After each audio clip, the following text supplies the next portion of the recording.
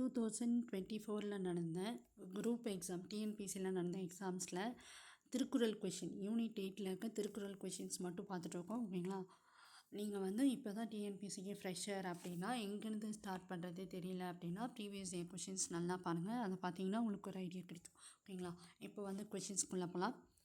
பொறாமை, ஆசை, சினம், கடுஞ்சொல் ஆகியவற்றிற்கு இடம் கொடுக்காமல் வாழ்வதே சிறந்தது என்று திருவள்ளுவர் எந்த அதிகாரத்தில் குறிப்பிடுகிறார்னா அரண் வலியுறுத்தல். ஓகேங்களா?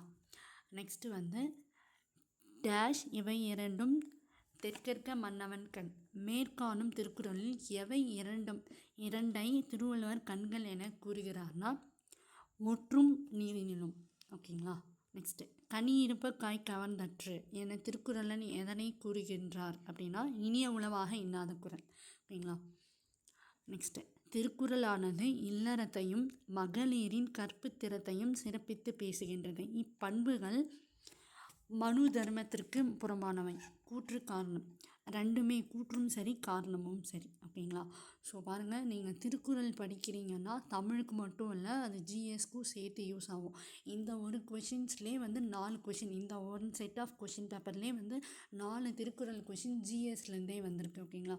ஜிஎஸ்லேருந்து 4 கொஷின்ஸ் திருக்குறள் இருக்குன்னா அப்போ தமிழில் அட்லீஸ்ட் ஒரு 1 இல்லை 2 கொஷின்ஸ் இருப்பாங்க.